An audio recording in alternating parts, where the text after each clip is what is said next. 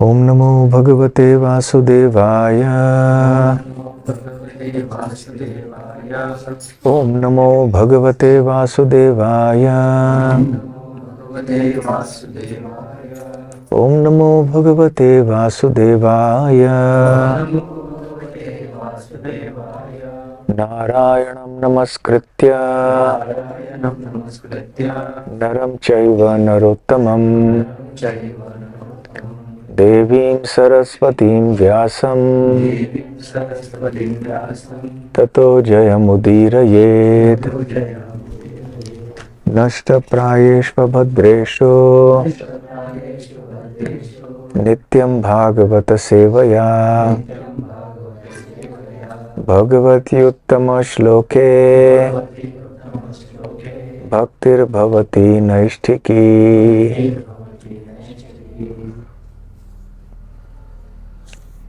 ग्रंथराज श्रीमद् भागवतम 5वां स्कंद 5वां अध्याय 7वां अध्याय।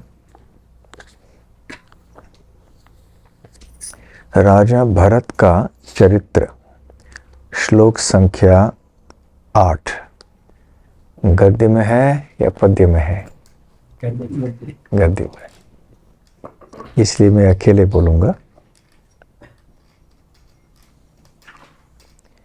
एवं वर्ष अयुत सहस्र पर्यंत अवसित कर्म निर्वाण अवसरः अभिभुज्यमानं स्वतनयेभ्यः शिक्थं रिक्थं पितृपैतामहं यथादायं विभज्य स्वयं सकल संपत् निकेतात् स्वनिकेतात् पुनः आश्रमं प्रव्राज। अनुवाद और तात्पर्य श्रीला प्रभुपाद द्वारा। प्रारब्ध ने महाराज भरत के लिए भौतिक ऐश्वर्य भोग की अवधि 1 करोड़ वर्ष नियत कर दी थी। जब यह अवधि समाप्त हुई तो उन्होंने गृहस्थ आश्रम त्याग दिया और अपने पूर्वजों से प्राप्त संपत्ति को अपने पुत्रों में बांट दिया। उन्होंने समस्त ऐश्वर्य के आगार अपने पैतृक गृह को छोड़ दिया और पुनः आश्रम के लिए चल पड़े, जो हरिद्वार में स्थित है। वहाँ शालग्राम शिलाएं प्राप्त होती हैं।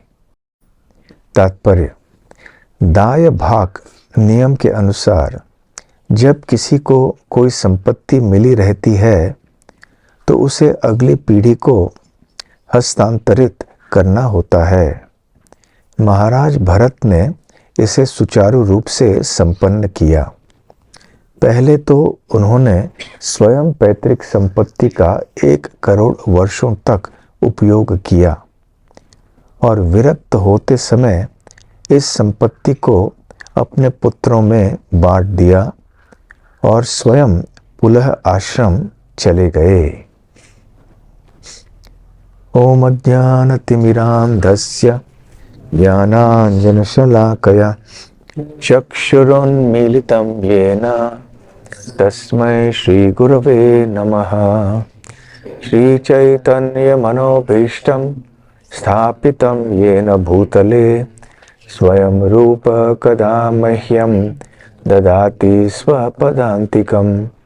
वन्देऽहं श्रीगुरो श्रीयुतपदकमलं श्रीगुरून् वैष्णवांश्च श्रीरूपं साग्रजातं सहगण रघुनाथान्वितं तं सजीवं साद्वैतं सावधूतं परिजनसहितं कृष्णचैतन्यदेवं श्रीराधा कृष्णपादां सहगण ललिता श्रीविशाखान्वितांश्च। नमो ओं विष्णुपादाय कृष्णप्रेष्ठाय भूतले श्रीमते भक्तिवेदांत स्वामिनिति नामिने। नमस्ते सारस्वते देवे गौरवाणी प्रचारिणे निर्विशेष शून्यवादी पाश्चात्य देश तारिणे मूकं करोति वाचालं पंगुं लंघायते गिरिं यत्कृपातमहं वन्दे श्रीगुरून् दीनतारिणम् वाञ्छाकल्पतरुभ्यश्च कृपा सिन्धुभ्य एव च पतितानां पावनेभ्यो वैष्णवेभ्यो नमो नमः। नमो महावदान्याय कृष्णप्रेमप्रदायते कृष्णाय कृष्ण चैतन्य नाम्ने गौरत्वसे नमः। पंचतत्वात्मकं कृष्णं भक्तरूप स्वरूपकं भक्तावतारं भक्ताख्यं नमामि भक्तशक्तिकम् आराध्यो भगवान् देशतनयस् तद्धाम वृन्दावनम् रम्या काचिदुपासना व्रजवधू वर्गेण या कल्पिता श्रीमद्भागवतं प्रमाणममलं प्रेमापुमर्थो महान् श्रीचैतन्य महाप्रभोर्मतमिदं तत्रादर न परः। हे कृष्ण करुणा सिंधु दीनबंधो जगत्पते गोपेश गोपिका कांत राधा कांत नमोस्तुते। तप्त कांचन गौरांगी राधे वृंदावनेश्वरी वृषभानुसुते देवी प्रणमामि हरिप्रिये। जय श्री कृष्ण चैतन्य प्रभु नित्यानंद श्री अद्वैत गदाधर श्रीवासादि गौर भक्त वृंद। हरे कृष्ण कृष्ण कृष्ण हरे हरे हरे राम राम राम हरे हरे। हरे कृष्णा। महाराज भरत के चरित्र और जीवनी का वर्णन हो रहा है। बड़े चमत्कार की कथाएं हैं ये, और आधुनिक काल के अनुभव के अनुसार यदि हम श्रीमद् भागवत के विविध संतों के राजाओं के आदि जीवनी की कल्पना या विश्लेषण करने का प्रयास करें तो निश्चित ही भ्रमित हो जाएंगे हम, क्योंकि आज आधुनिक काल में हमारे जीवन की अवधि 100 साल भी नहीं होती है। विरला ही कोई ऐसे व्यक्ति होते हैं जो 100 साल तक पहुंचते हैं, बहुत कम। ऐसे हमने सुना था कि जापान में एक कोई द्वीप है जहाँ सारे लोग 100 साल के से अधिक हैं उनकी, जिनकी आयु अभी उनकी 100 साल की, जिनकी मृत्यु हुई 100 साल के बाद ही हुई, परंतु अब वो संख्या कम होती जा रही है और वैसे भी ये बहुत दुर्लभ है। आप ऐसे कितने लोगों को जानते हैं जिनकी आयु 100 साल से अधिक है? बहुत कम होंगे, एक दो यहाँ वहाँ कुछ आप जानते होंगे।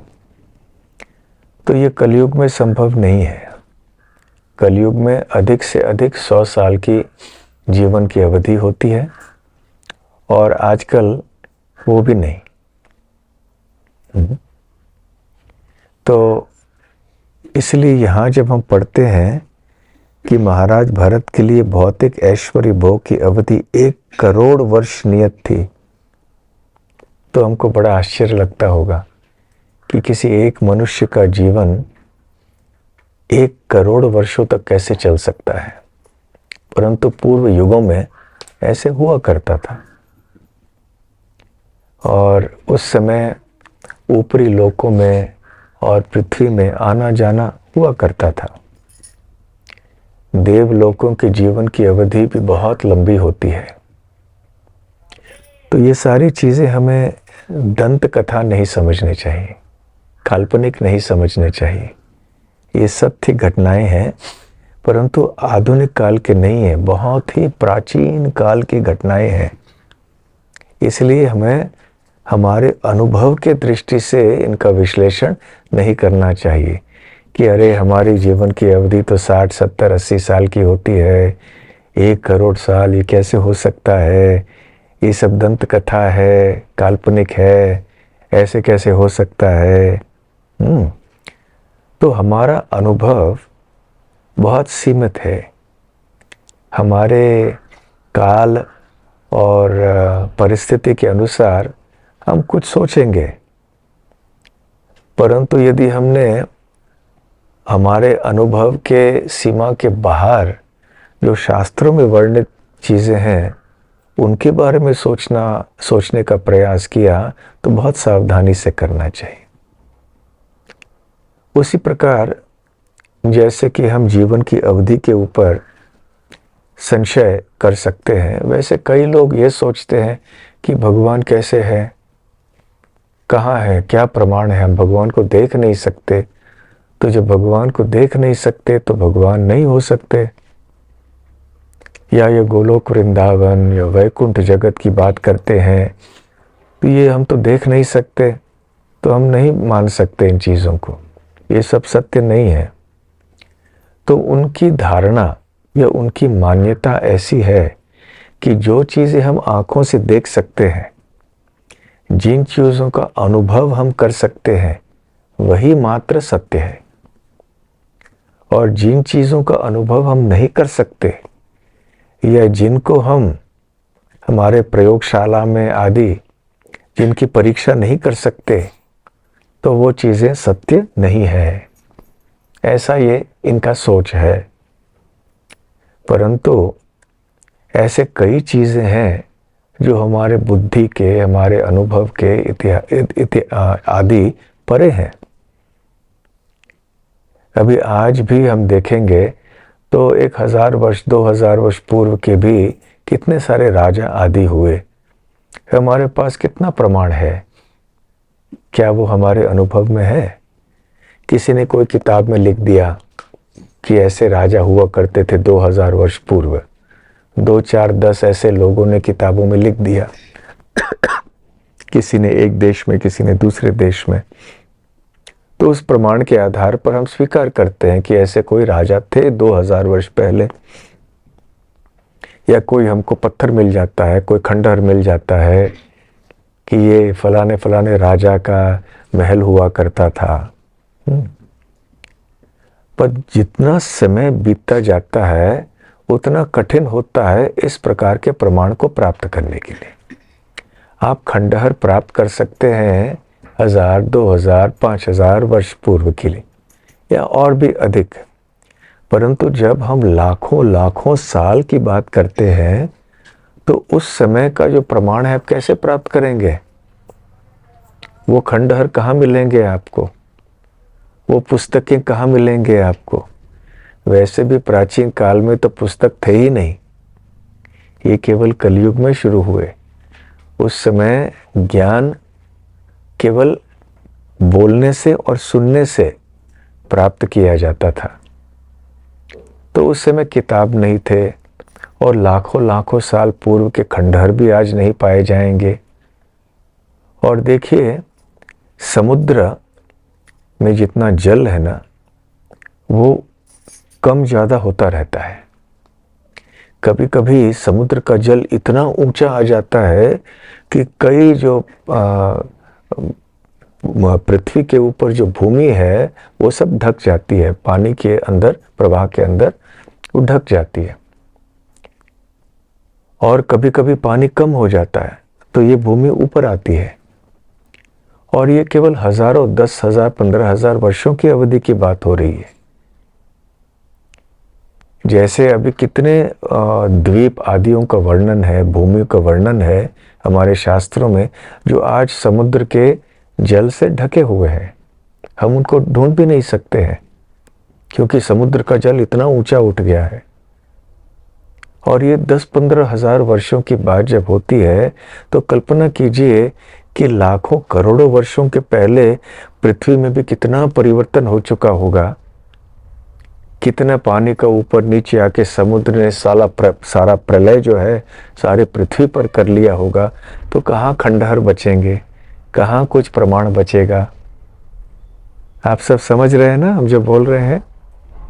तो हमारे आधुनिक अनुभव के अनुसार हम प्रमाण चाहते हैं कि क्या प्रमाण, प्रमाण रहेगा कैसे जब इतने लंबे जीवन की अवधि के समय की अवधि की बात हम कर रहे हैं।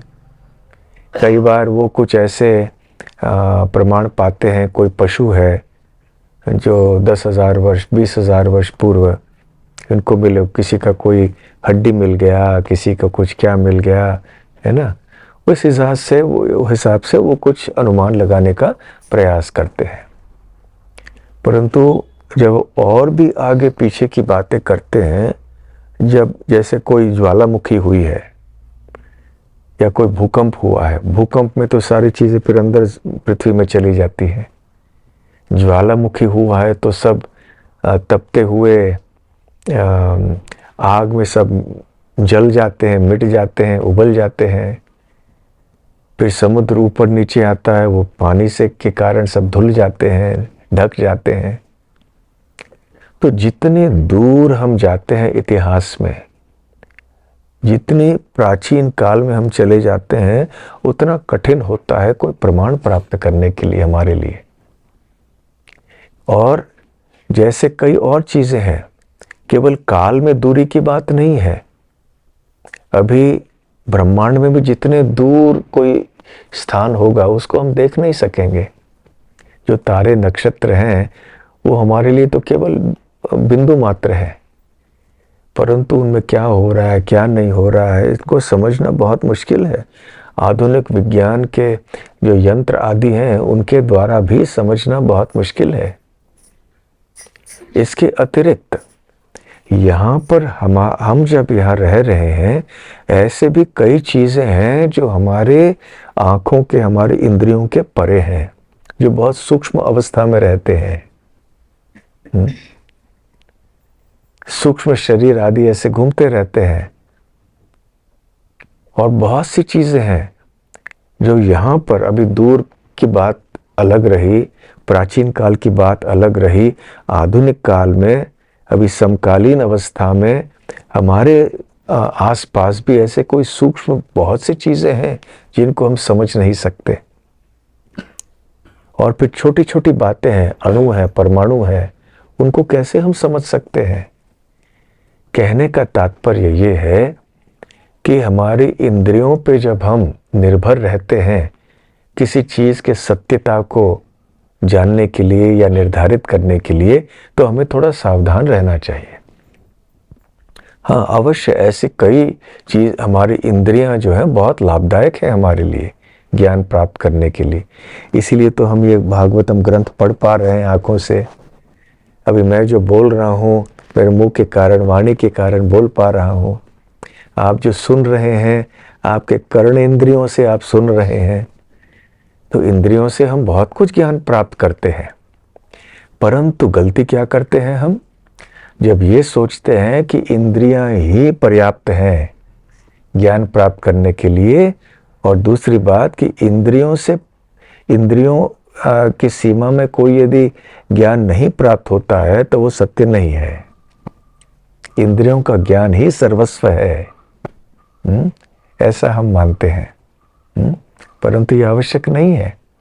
इसलिए हमें शास्त्रों की आवश्यकता है, क्योंकि शास्त्रों में ऐसा ज्ञान हमें दिया जाता है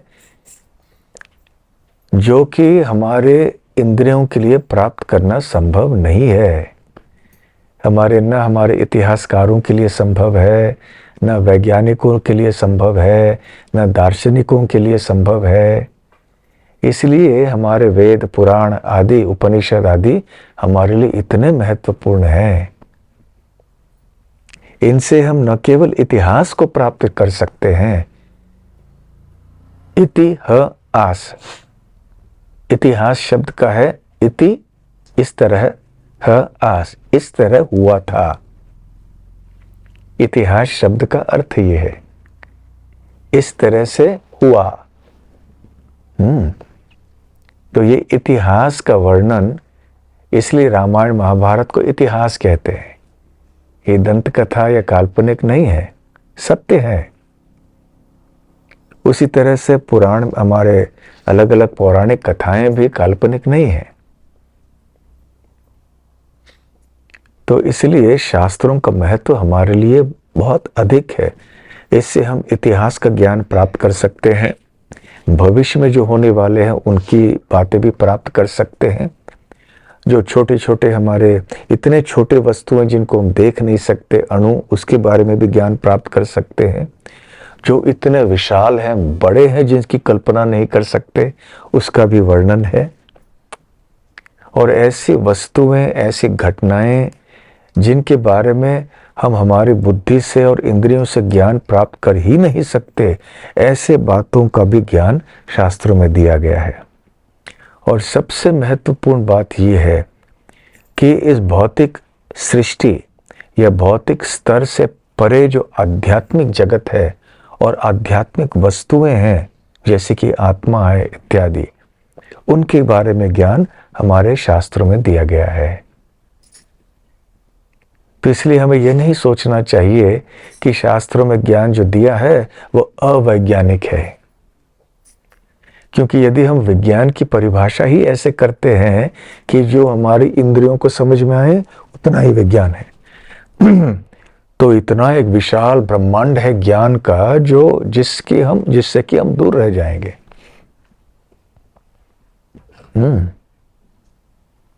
बचपन में हम एक चुटकुला सुनाया करते थे कि एक व्यक्ति था, वो किसी दीप स्तंभ के नीचे कुछ ढूंढ रहा था। रात के समय दीप जल रहा था और वहां वो कुछ ढूंढ रहा था नीचे।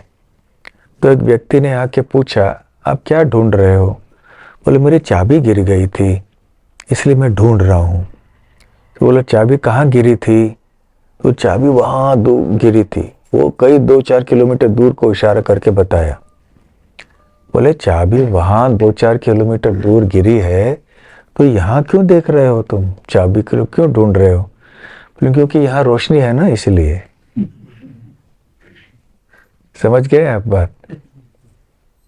अरे रोशनी इधर है लेकिन तुम्हारी चाबी तो उधर गिरी, तुमको उधर देखना चाहिए, परंतु उधर अंधकार है इसलिए तुम देख नहीं सकते।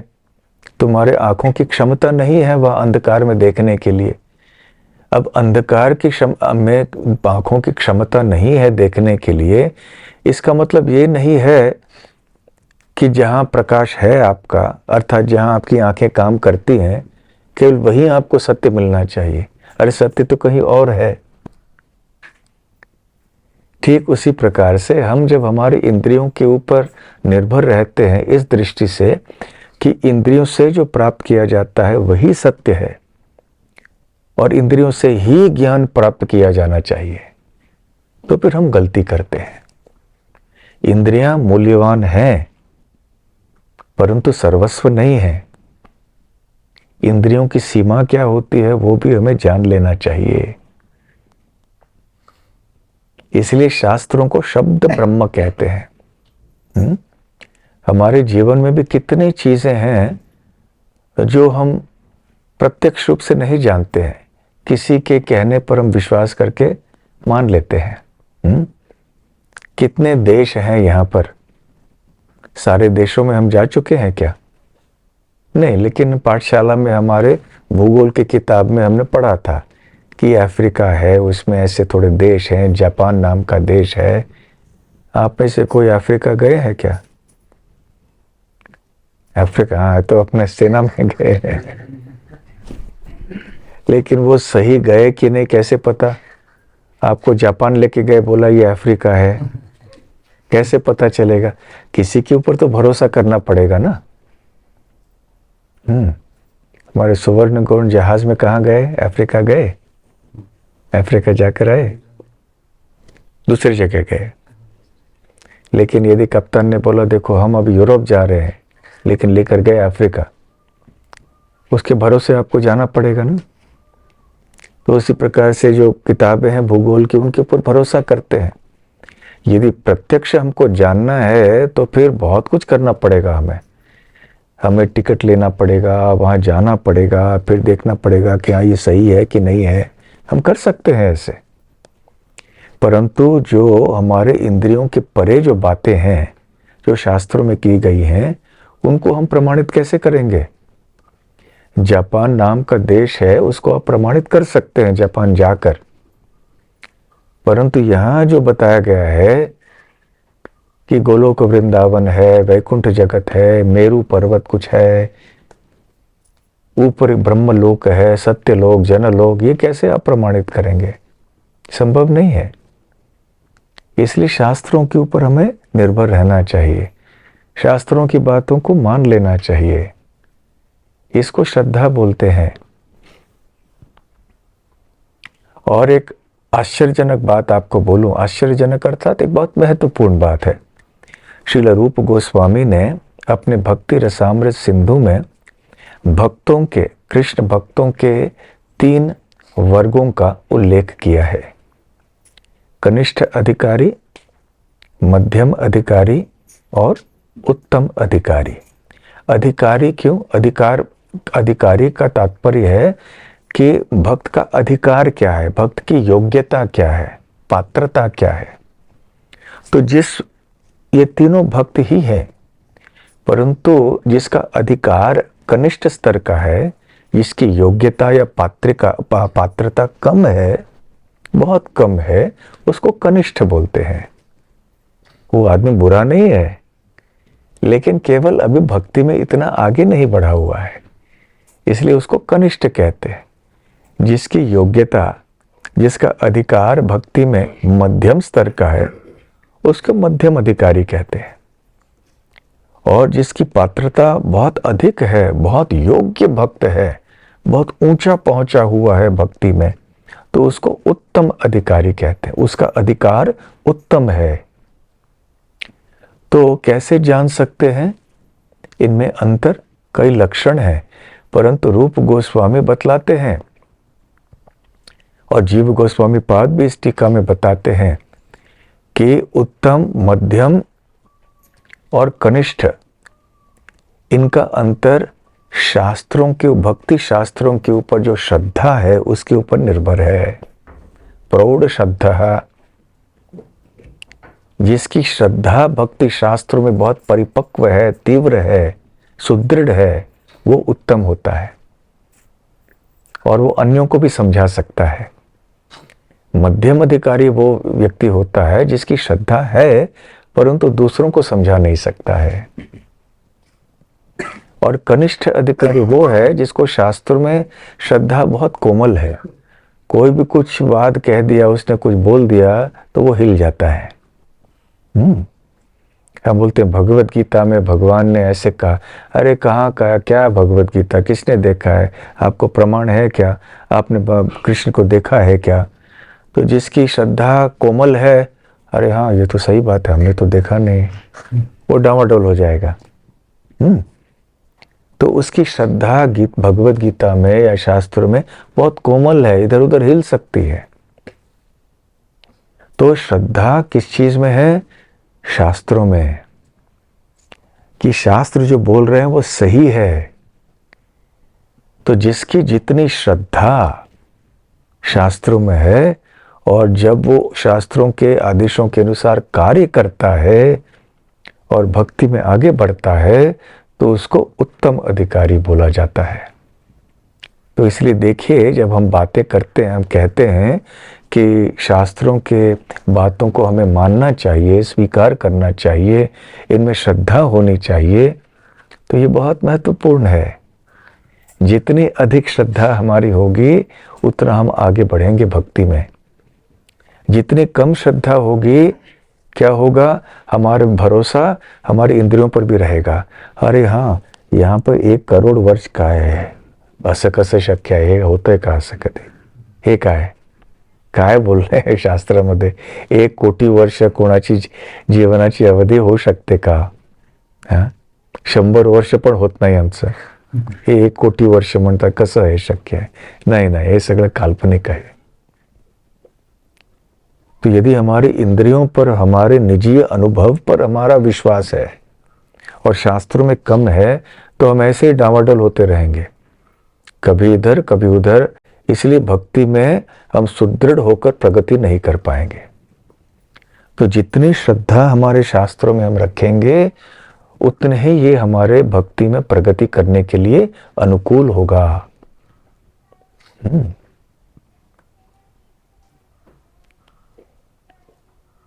कई बार आप किसी बड़े पुस्तक के दुकान में जाओगे ना, जिसमें तरह तरह के किताबें रखे होते हैं, कोई है विज्ञान, गणित और समझ लीजिए भूगोल, और एक है जिसमें लिखा होता है काल्पनिक कथाएं, माइथोलॉजी, दंत कथा, उसमें हमारे शास्त्रों को रखते हैं। तो एक बार जब गया था तो मुझे गुस्सा आया, वो दुकानदार से बोलने लगा, अब ये हटाओ उसको, ऐसे क्यों बोलते हो दंत कथा, आपको कैसे मालूम है ये दंत कथा है, ये काल्पनिक है और बाकी चीजें काल्पनिक नहीं है। आपका मानना ऐसे है, नहीं क्या करें, ऐसे ही मानते हैं लोग, अभी ऐसे ही मान्यता है, ये सही है। तो बुद्धिजीव आजकल जो है वो ऐसे ही मानते हैं, आधुनिक काल के बुद्धिजीव, कि ये सब काल्पनिक है, इसलिए उनको भरोसा नहीं होता कि कृष्ण है नहीं है। फिर गिन चुन के वो अपना जो उनको चाहिए वो निकालते हैं, उसकी टीका करते हैं, जो चाहिए उसको कभी स्वीकार करते हैं कभी नकारते हैं, लेकिन ऐसा नहीं कर सकते हम। शास्त्रों को स्वीकार करना चाहिए पूर्ण तैयारी, खास करके हमारे श्रीमद् भागवत आदि ग्रंथों को। हाँ, शास्त्रों के भी कई स्तर होते हैं। कर्मकांडीय लोगों के लिए एक प्रकार के शास्त्र होते हैं, ज्ञानकांडीय लोगों के लिए एक प्रकार के शास्त्र, दूसरे प्रकार के शास्त्र होते हैं। भक्तों के लिए भक्ति शास्त्र बहुत महत्वपूर्ण होते हैं, जिनमें श्रीमद् भागवतम प्रधान है, सबसे महत्वपूर्ण है, सर्वश्रेष्ठ है। और ये हम माना जाता है, भागवत में ही कहा गया है, सर्व वेदांत सारम ही श्री भागवतम इष्यते तद रसामृत तृप्तस्य नान्यत् स्यात् रतिः क्वचित्, कि समस्त वेदांत का ये सार है श्रीमद् भागवतम। श्री वेदांत, सर्व वेदांत सारम ही श्री भागवतम इष्यते। तो ये भागवतम वेदांत का भी सार है। वेदांत क्या है? ये समस्त वेदों का सार है। तो वेदों के सार का सार है ये श्रीमद् भागवतम। तद रस अमृत तृप्तस्य, जो व्यक्ति इस ग्रंथ के श्रीमद् भागवत के रस से तृप्त हो चुका है, तद रस अमृत तृप्त, इस रस के अमृत से जो व्यक्ति तृप्त हो चुका है, न अन्यत् यात् स्याद् रतिः क्वचित्, वो किसी दूसरे प्रकार ग्रंथ में रुचि नहीं रखेगा। उसको केवल श्रीमद् भागवत और श्रीमद् भागवत से संबंधित जो ग्रंथ हैं उनमें श्रद्धा रहेगी, उसमें ही वो रस का आनंद लेगा। इसलिए जब ऐसी चीजें हम पढ़ते हैं श्रीमद् भागवतम में, उनको नकारना नहीं चाहिए या उनको काल्पनिक नहीं मानना चाहिए। तो यहाँ दूसरी बात आगे शुकदेव गोस्वामी कहते हैं कि महाराज भरत ने ऐसे 1 करोड़ वर्षों तक भोग किया, क्योंकि उनके प्रारब्ध के अनुसार ये निर्धारित था उनके लिए। तो ये दूसरी महत्वपूर्ण बात है जो आज के श्लोक में हम जान सकते हैं कि जैसा हमारा प्रारब्ध है वैसे ही हमें सुख दुख मिलेंगे, भोग के साधन आदि मिलेंगे। यदि हमारे प्रारब्ध में नहीं है तो हमें नहीं मिलेगा। तो फिर हमें कैसे पता चलेगा कि प्रारब्ध में है या नहीं है? नहीं पता चल रहा है, नहीं पता चलेगा, बहुत मुश्किल है। जब जीवन में आएगा तब पता चलेगा कि हाँ ये है हमारे जीवन में, ऐसा दुख है, ऐसा सुख है। तो फिर हमें क्या करना चाहिए? हमें आराम से रहना चाहिए। कैसे रहना चाहिए?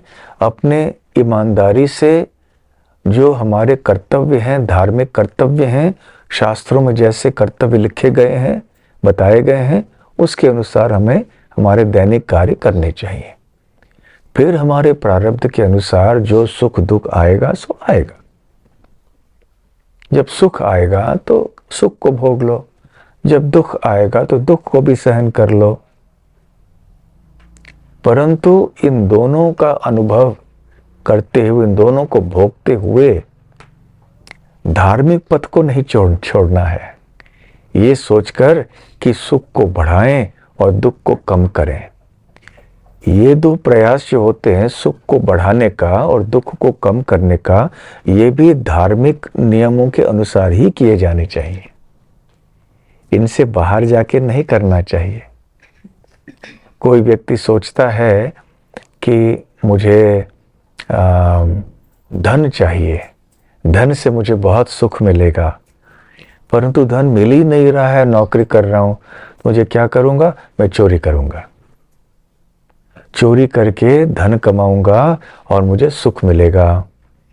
तो नहीं, ये अधार्मिक हो जाता है। तो सुख बढ़ाने के लिए अधार्मिक उपाय नहीं स्वीकार करने चाहिए। उसी प्रकार से दुख को कम करने के लिए भी धर्म के भीतर ही जो बताया गया है, उसी को हमें स्वीकार करना चाहिए। तो व्यक्ति जानता है कि जो कपाल में लिखा है, हमारे जो प्रारब्ध में लिखा है, उतना ही सुख मिलेगा। तो क्यों हमें दिन रात इतना मेहनत करना चाहिए, इतनी मेहनत करनी चाहिए उस चीज के लिए जो पहले से ही उपलब्ध है। ऐसे कोई श्लोक है श्रीमद् भागवतम में कि उतना भ्रमण करने से ऊपर से नीचे हमें क्या मिलने वाला है।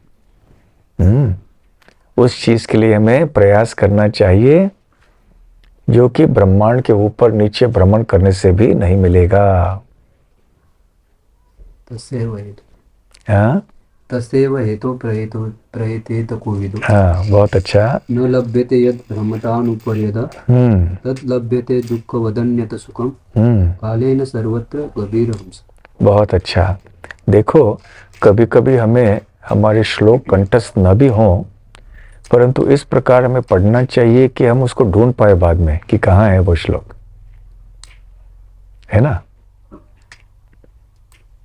जैसे आपने जो धन अलग अलग जगह छुपा के रखा है ना, आपके घर में, कभी कभी किधर, कभी जमीन में, कभी किसी बैंक में, यहाँ वहाँ, आपको पूरी तरह से याद कभी नहीं भी हो सकता है कि वो सोना है इतना है कि वो इतना है, वो 2 ग्राम का था कि 2.5 ग्राम का था, कितना।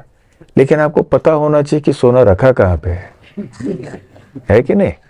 फिर जाके आप देख सकते हो कहाँ इतना सोना है, इतना पैसा यहाँ छुपा के रखा था, वो आपको पता होना चाहिए। उसी प्रकार से श्लोक भले कभी याद हो न हो, लेकिन तो वो श्लोक कहाँ मिलेगा वो पता होना चाहिए। तो भी हमारे ब्रजेश कृष्ण प्रभु ने सही श्लोक को ढूंढ निकाला। तो ब्रजेश कृष्ण प्रभु, अभी इस श्लोक को पुनः बोलो और उसका अर्थ भी बताओ। तस्यैव हेतु प्रयतेत कोविदो न लभ्यते यत् भ्रमतानुपर्यतः तत् लभ्यते दुःख वदन्यत सुखम। वदन्य नहीं, वदन्यत सुखम कालेन सर्वत्र गभीरहंस। तो इसका शब्दार्थ बताओ।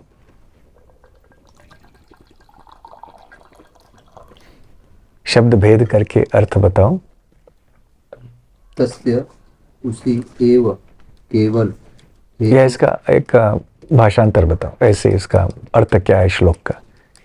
जो व्यक्ति वास्तव में बुद्धिमान तथा तत्व ज्ञान में रुचि रखने वाले हैं, उन्हें चाहिए कि वे उस सार्थक अंत के लिए ही प्रयत्न करें जो उच्चतम ब्रह्मलोक से लेकर निम्नतम लोक पाताल तक विचरण करने से भी प्राप्त नहीं है। जहाँ तक इंद्रिय भोग से प्राप्त होने वाले सुख की बात है, यह तो कालक्रम से स्वतः प्राप्त होता है। जिस प्रकार हमारे न चाहने पर भी हमें दुख मिलते रहते हैं। बहुत अच्छा। तो हम लोग सुख को बढ़ाने के लिए इतना प्रयास करते हैं। ये कौन श्लोक कहते हैं? नारद मुनि व्यासदेव को उपदेश दे रहे हैं। वो कहते हैं कि देखो, सारे लोग सुख को बढ़ाने के पीछे संसार में पड़े हैं, परंतु जो सुख है दुनिया में वो कालक्रम से आएगा। यदि आपके भाग्य में है तो। भाग्य में नहीं है तो जितना भी आप भाग दौड़ करेंगे, आप ब्रह्मलोक तक पहुंचेंगे, पाताल लोक तक जाएंगे, पृथ्वी लोक में रहेंगे, नहीं मिलेगा यदि भाग्य में नहीं है तो। और यदि आपने ऐसे कार्य किए जिसके कारण आपको सुख मिले, तो वो भी कालक्रम से वो सुख आपको मिल जाएगा। उसी प्रकार से कालक्रम से दुख भी मिलेगा। इसलिए संसार में सुख दुख के पीछे इतना भागना नहीं चाहिए। तो हमें ये सुख दुख तो अपने आप कालक्रम से मिल जाएंगे। तो किस चीज के लिए प्राप्त हमें प्रयास करना चाहिए? क्या लिखा है? तस्य एव हेतो हो। हेतु मतलब उद्देश्य। किस उद्देश्य के लिए हमें प्रयास करना चाहिए? तस्यैव हेतो प्रयतेत कोविद। कोविद अर्थात जो बुद्धिमान व्यक्ति है। तो बुद्धिमान व्यक्ति को किस चीज के लिए प्रयास करना चाहिए? तस्यैव हेतो प्रयतेत कोविदो न लभ्यते यद भ्रमताम पर्यधः। ऐसे वस्तु जो कि ब्रह्मांड में ऊपर नीचे भ्रमण करने से भी नहीं मिलेगा। केवल ब्रह्मांड में ऊपर नीचे भ्रमण करने से क्या मिलेगा? थोड़ा सुख मिलेगा, थोड़ा दुख मिलेगा। नरक लोक में जाएंगे दुख मिलेगा, स्वर्ग लोकों में जाएंगे सुख मिलेगा। तो ऊपर नीचे करके कोई लाभ नहीं है। न लभ्य, जो ऐसी चीज हमें प्राप्त करने का प्रयास करना चाहिए, ऐसे लक्ष्य बनाए रखना चाहिए बुद्धिमान व्यक्ति को, जो कि ऊपर नीचे ब्रह्मांड में भ्रमण करने से भी उपलब्ध नहीं होगा। न लभ्यते, नहीं प्राप्त होता है। भ्रमरि उपर्यधः, भ्रमण ऊपर नीचे करने से। न लभ्यते, न जो प्राप्त नहीं होता है। फिर उसके बाद क्या बताया गया है? तत् लभ्यते दुःखवदन्यतः सुखम्। तत् लभ्यते दुःखवद अन्यतः सुखम। तो कोई चीजें हैं जो अपने आप में मिल जाएंगी कालक्रम के अनुसार, उनसे हमें संतुष्ट रहना चाहिए। आगे, कालेन सर्वत्र गभीरहंसा। कालेन सर्वत्र गभीरहंसा। तो काल के अनुसार हमको ये सब मिलता रहेगा। फिर भी हमें देखना चाहिए कि हमारे प्रारब्ध में जो आएगा उससे संतुष्ट रहना चाहिए, अपने कर्तव्य करते रहने चाहिए, और ऐसे चीज की प्राप्ति के लिए प्रयास करना चाहिए जो हमारे प्रारब्ध के अनुसार नहीं आएगा। वो है भगवान की भक्ति, आध्यात्मिक जीवन। उसके लिए प्रयास करना चाहिए। और जो हमारे प्रारब्ध के अनुसार दुख आएगा, भुगतो। जो सुख आएगा उसका भी भोग कर लो, जैसे भरत महाराज ने किया। यदि किसी के जीवन में 1 करोड़ वर्ष भोग है और साथ साथ वो भक्ति भी कर रहे हैं, ठीक है, कर लो। लेकिन किसी के पास एक क्षण भी सुख नहीं है, फिर भी भगवान की भक्ति करो, क्योंकि वो सुख शायद प्रारब्ध में नहीं है। तो दुख जब आएगा जीवन में, केवल विलाप करते बैठने से हमें ये अच्छा है कि भगवान की भक्ति में लक्ष्य हमारा ध्यान दे दें। और इससे संबंधित अभी तीसरी बात यहाँ जो श्लोक में बताई गई है, दाय भाग के संबंध में। दाय भाग का अर्थ क्या होता है? पैतृक संपत्ति जो है वो एक पीढ़ी से दूसरी पीढ़ी स्थानांतरित होती है, हस्तांतरित होती है ना। जो हमारे परदादों से हमें प्राप्त हुई है, जमीन हुई है इत्यादि, हमारे बच्चों को वो चली जाती है। इसको दाया भाग बोलते हैं। और ये कालक्रम से होता है, अपने आप होता है, अलग से प्रयास करने की आवश्यकता नहीं है। कानून ऐसे ही होता है कि बच्चों को अपने आप माता पिता के जो पैतृक संपत्ति है वो मिल जाती है। तो ये मनु के जो नियम है उसके अनुसार जो मनुष्य समाज चलता है उसमें ये दाय भाग का सिद्धांत है। वारिस कौन होगा? अपने पैतृक संपत्ति उसको अपने आप मिल जाएगी बच्चों के लिए। तो एक बहुत सुंदर श्लोक है। इसके पहले कि यहाँ बता दें कि भरत महाराज ने अपने पैतृक संपत्ति जो विरासत में उन्होंने प्राप्त की थी उसका भोग 1 करोड़ सालों तक किया और उसके बाद अपने बच्चों को दे दिया दाय भाग सिद्धांत के अनुसार। और फिर वो निकल पड़े, चले गए पुलह आश्रम में जहाँ शालिग्राम शिला इत्यादि प्राप्त होती हैं और वहां जाकर उन्होंने भगवान की भक्ति की। लेकिन 1 करोड़ सालों तक भोग करने के पहले भी और उस दौरान भी उन्होंने भक्ति में परिपूर्णता प्राप्त कर ली थी। ऐसा नहीं है कि भोग करते समय फिर हमें भगवान को भूलना चाहिए। भरत महाराज भूले नहीं, प्रहलाद महाराज भी भूले नहीं जब वो राजा बने। तो ब्रह्मा जी एक बहुत सुंदर और प्रसिद्ध और महत्वपूर्ण श्लोक बताते हैं जिसमें ये दाय भाग शब्द आता है। कौन सा श्लोक है ये? बहुत अच्छा, बहुत अच्छा, बोलो। कंठस्थ है। एवात्म कृतम विपाकम हृदभाग वपुर्भिर विदधन नमस्ते समुक्ति पदे जीवेत मुक्ति जीवेत। फिर से पढ़ो, कंठस्थ, फिर से बोलो, पूरा श्लोक बोलो। ये श्लोक बहुत महत्वपूर्ण है। यदि आप में से कोई भक्त इस श्लोक को कंठस्थ करना चाहे तो ये कीजिए। बहुत महत्वपूर्ण और सुंदर श्लोक है ये। मेरे पीछे पीछे सब आप बोलिए। तत्तेनुकंपां सुसमीक्षमाणो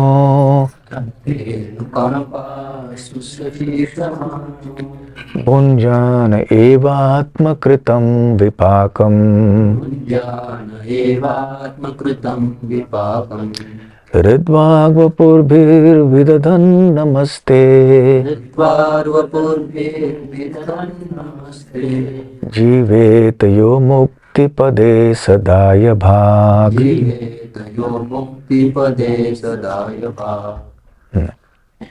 तो अभी ब्रजेश कृष्ण प्रभु शब्द भेद करके अर्थ समझाओ। तत्ते अनुकंपा, अनुकंपा अर्थात कृपा। सुसमीक्षमाणः का अर्थ क्या है? आशा रखते हुए। आशा रखते हुए। तत्ते, ते मतलब वो लोग। तत्तेनुकंपाम सुसमीक्षमाणः। फिर जो लोग आपकी कृपा अनुकंपा की प्रतीक्षा करते हैं, राह देखते हैं। तत्तेनुकंपाम सुसमीक्षमाणः, जो लोग आपकी कृपा की अपेक्षा करते हुए क्या करते हैं? भुञ्जान एवात्म आत्मकृतम विपाकम, अपने जीवन में जो दुख और कष्ट आया है ये जानकर स्वीकार करते हैं कि मेरे ही पूर्वकृत बुरे कर्मों का फल है ये। किसी को दूसरे व्यक्ति को दोष नहीं देना चाहिए, बल्कि मेरे ही पूर्व किए हुए पाप कर्मों के फल मुझे मिल रहे हैं।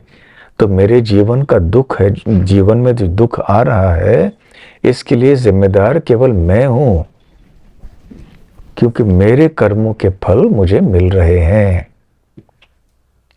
आत्मकृतम विपाकम, विपाक अर्थात गलत काम। आत्मकृतम मतलब मेरे ही स्वयं किए हुए गलत कामों का फल मुझे दुख के रूप में मिल रहा है। और वो भगवान को दोष नहीं देता, किसी दूसरे व्यक्ति को दोष नहीं देता है। और इस भावना से वो भगवान की कृपा की अपेक्षा करता है। जीवन में जब दुखद परिस्थिति आती है उस समय, परंतु जब वो भगवान की प्रतीक्षा, कृपा की प्रतीक्षा कर रहा है ये सोच के कि ये दुख मेरे ही कर्मों का फल है, फिर भी वो हाथ के ऊपर हाथ रख के बैठता नहीं है, आलसी होके नहीं बैठता है। क्या करता है?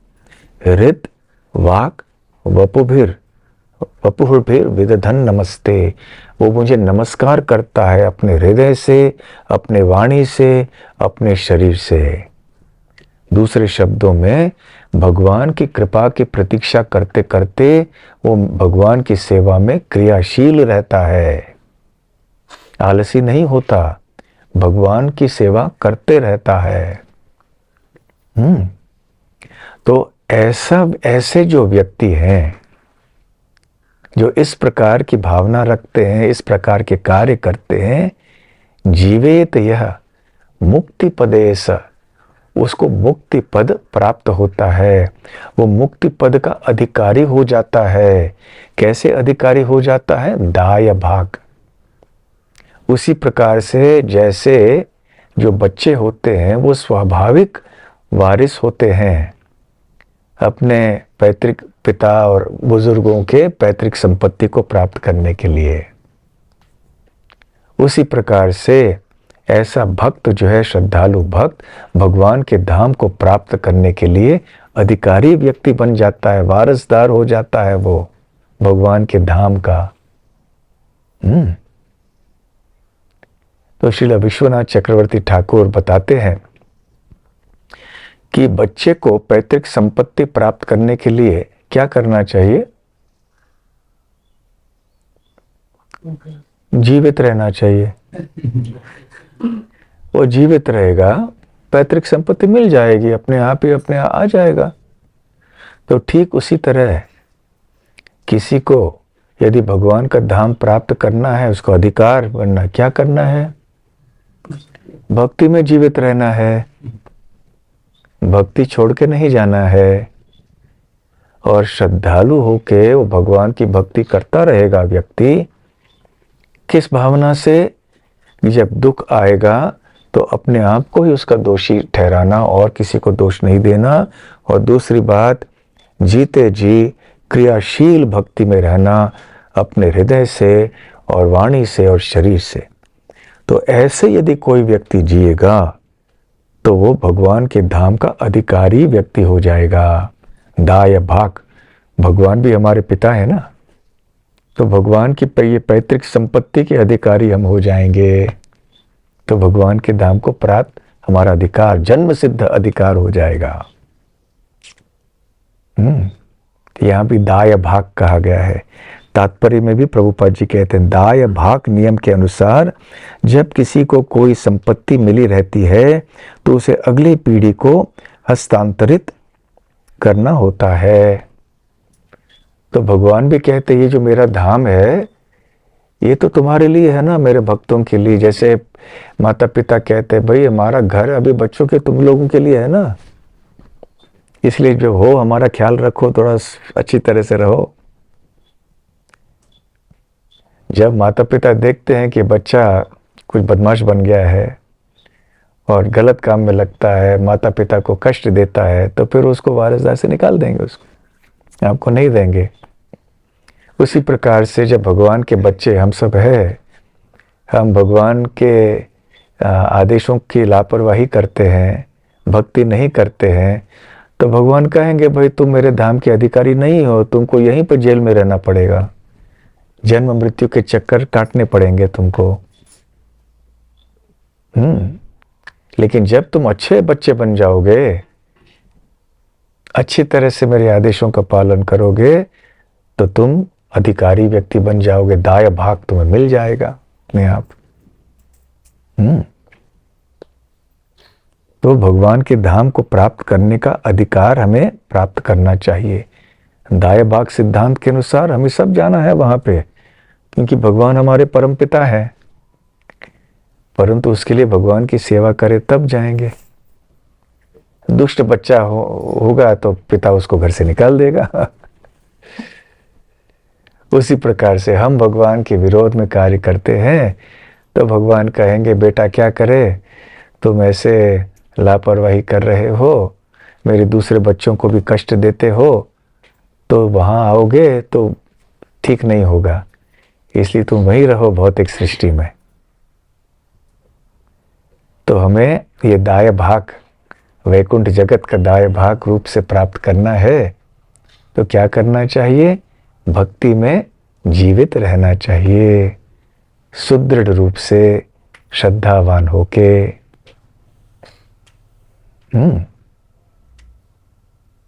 हरे कृष्णा। क्यों, किसी के कोई प्रश्न आदि हैं?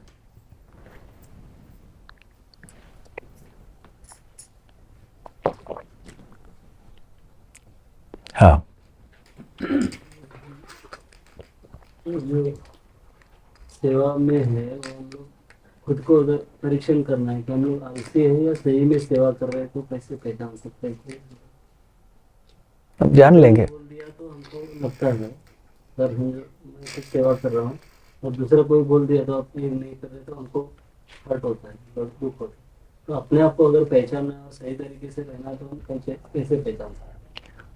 प्रश्न ये है कि हम स्वयं आलस कर रहे हैं, ये हमारी सेवा किसी परिस्थिति में नहीं करना वो प्रामाणिक है या उचित है, ये भेद कैसे करें हम, है ना, ये कैसे समझें? तो पहली बात तो ये है, गुरु साधु शास्त्र के अनुसार हम समझ सकते हैं कि क्या उचित है, क्या नहीं है, कैसे करना है, नहीं है, क्या आलस है, क्या नहीं है। तो हमें गुरु साधु शास्त्र ये अच्छी तरह से समझ लेने चाहिए। तो जितनी हमारी जानकारी अच्छी होगी उतना सब स्पष्ट हो जाएगा। और दूसरी बात, यहाँ जब हम जी रहे हैं, हम भक्तों के बीच में जीते हैं, रहते हैं, तो उनसे भी हम विचार विमर्श कर सकते हैं कि क्या हमारे लिए उचित होगा, क्या नहीं है, क्या ये आलस है या ये क्या हमारे लिए आवश्यक है। कोई भक्त यदि कहे कि हमें केवल 2 घंटे सोने चाहिए, 2 घंटे से अधिक सोए, 24 घंटे में आलस है, कोई भक्त यदि ऐसे बोले, तो फिर गुरु साधु शास्त्र के अनुसार अपने को हमें देखना चाहिए कि ये सही है कि नहीं, 2 घंटे सोने से नहीं चलेगा, कम से कम 6 घंटे सोना चाहिए, लेकिन 10 घंटा भी नहीं सोना चाहिए। तो क्या आलस है, क्या नहीं है, इसके लिए मार्गदर्शन हमें गुरु साधु शास्त्र के अनुसार मिलता है। जहाँ कोई संशय है तो वैष्णवों के साथ विचार विमर्श करके उसका स्पष्टीकरण कर सकते हैं। ठीक है, और कोई प्रश्न? हाँ, अभी पारण के लिए थोड़ा समय है ना, थोड़ा आराम से आप रहिए अभी, कोई क्योंकि जाके प्रसाद ले भी नहीं सकते अभी आप, तो और थोड़े समय के लिए रहिए। अभी बताया कि जैसे कि महाभारत महाराज का आयु तो बहुत ऐसा था, लंबा था। जैसे अभी कलयुग के लोगों को तो 100 साल से कम है, फिर भी भरत महाराज तो भक्ति में, थोड़ा भक्ति में और भोग वृत्ति दोनों भी बैलेंसिंग करते। अभी देखा जाए तो भक्ति में तो नहीं लग, इतना आयु कम रहते हुए भी भक्ति तो छोड़ दिया है अभी लोगों, जो भक्ति में नहीं लग सकते। तो इनका पूर्व कर्म या अभी पूर्व कर्म से अनुसार ये हो रहा है, या अभी जैसे भरत महाराज थे, उनका पूर्व कर्म से वो आगे जाके भक्ति में प्रगति करेंगे, तो अभी हमारे पूर्व कर्म से हो रहा है या ऐसे ही हो? देखो, 2 चीजें हैं, एक है भौतिक स्तर, दूसरा है आध्यात्मिक स्तर। ये जो पाप और पुण्य की बात है वो भौतिक स्तर पे होता है। पाप करने का फल दुख होता है, पुण्य करने का फल सुख होता है। परंतु ये दुख और सुख दोनों ही भौतिक स्तर के होते हैं। पाप और पुण्य दोनों भौतिक स्तर के होते हैं।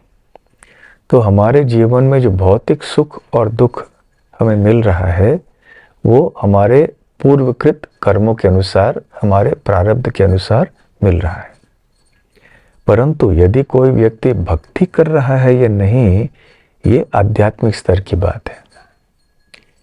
व्यक्ति जितना भी पापी क्यों न हो, उसने यदि भक्तों का संग किया हुआ है और थोड़ी बहुत भी उसने भक्ति यदि की हुई है, अनायास में किया हुआ हो, जानबूझ के किया हुआ हो, जो भी कुछ किया, उसकी भक्ति की पूंजी थोड़ी बहुत हो जाती है।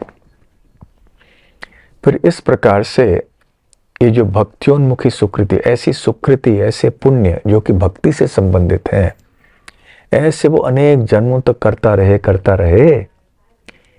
एक जीवन ऐसे आएगा जब ये पूंजी जो है भक्ति की बढ़ाते बढ़ाते इतनी बढ़ जाएगी कि वो भक्तों के संग में अपने आप चले जाएगा, या किसी के बुलाने से तुरंत निमंत्रण स्वीकार करेगा, जाएगा और भक्ति को बड़े तीव्रता से स्वीकार करेगा।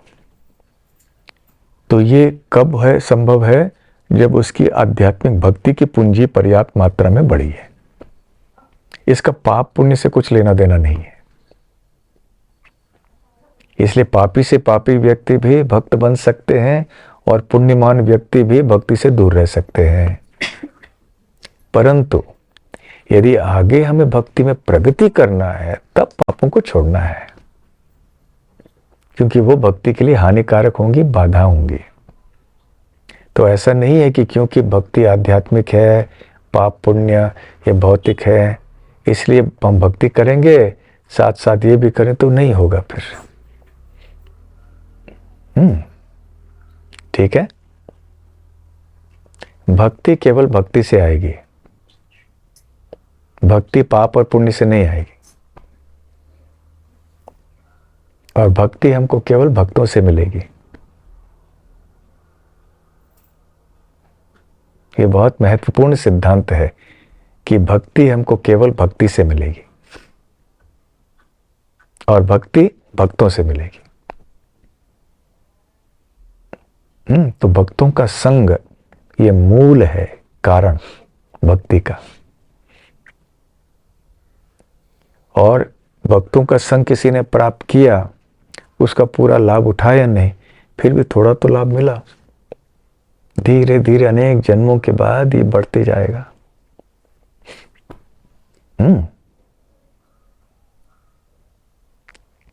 इसलिए आप आज हम यहाँ जितने भी लोग बैठे हैं गोकुल धाम में, पूर्व जन्मों के भक्ति के पूंजी के कारण बैठे हैं।